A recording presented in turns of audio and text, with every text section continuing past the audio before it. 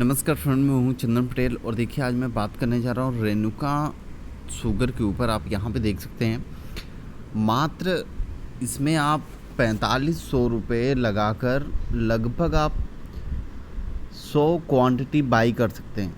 क्योंकि लगभग ये आप देख सकते हैं तो 44 रुपये 60 पैसे के आसपास इस स्टॉक की प्राइस है। और अगर अभी आप बाइंग करते हैं तो हो सकता हो कि एक कुछ ही समय में आपको एक बहुत ही बड़ी रकम बना के दे दे। क्योंकि आप सभी लोगों को पता है कि रेनुका शुगर को लेकर अदानी ग्रुप में कितनी खलबली मची हुई है। आप सभी लोगों को पता है कि ये न्यूज़ फेक है या मतलब एक मानी जा रही है कि रेनुका शुगर को अदानी ग्रुप अक्वायर कर सकती है फ्यूचर में। तो आपके पास एक बहुत ही बढ़िया अपॉर्चुनिटी है कि इस स्टॉक को आप अभी इस लेवल पर कुछ बाइंग कर लीजिए और फ्यूचर में अगर आपको ये थोड़ा सा और गिरावट में देखने को मिले तो आप और भी बाइंग कर सकते हैं। लेकिन इस तरीके के सिचुएशन में आपको इस स्टॉक में ज़्यादा बाइंग देखने को मिल सकती है अगर ये अदानी ग्रुप ने इस स्टॉक को बाइंग करने की सोची है तो। देखिए अगर मैं यहाँ पे बात करूँ, अगर बावन वीक हाई की तो लगभग 63 रुपये 20 पैसे का बावन वीक हाई है और बावन वीक जो लो है वो लगभग 13 रुपये 75 पैसे है। अगर हम यहाँ पे बात करें कि इस स्टॉक ने कितना रिटर्न दिया है तो लगभग 217% का रिटर्न अभी तक ये दे रहा है। और अगर हम चार्ट लगा के यहाँ पे बात करें तो चार्ट पे आपको यहाँ पे देखने को साफ साफ मिलेगा कि किस तरीके से इस स्टॉक में तेज़ी बनी थी। आप देखिए और आप यहाँ पे देखिए तेज़ी बनी थी और फिर यहाँ से करेक्शन हुआ है क्योंकि मार्केट बहुत गिरी है तो ये भी स्टॉक गिरा है। और देखिए ये वनडे का चार्ट है और आप देख पा रहे होंगे कि जो इसका सपोर्ट का लेवल है वो लगभग 36 रुपये के आसपास आ रहा है और ये 36 रुपये से ऊपर ही ये सपोर्ट ले रहा है। अगर ये यहाँ पर अगर नहीं रुकता है, मान लीजिए अगर आप 40 रुपये के आसपास बाइंग किए हो या 44 रुपये के आसपास बाइंग कर रहे हैं तो आपको स्टॉप लॉस लगभग 40 रुपये के आसपास रखना चाहिए।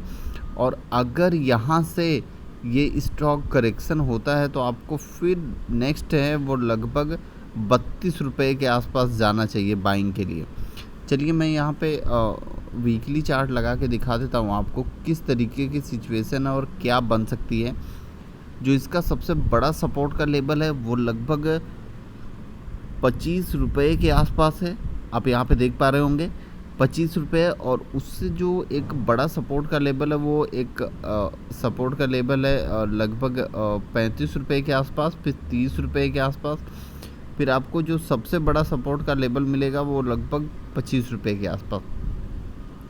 तो देखिए यहाँ पर आप एक बाइंग कर सकते हैं। बाइंग करने के बाद आप 40 रुपये का स्टॉप लॉस लगाइए 40 रुपये पे।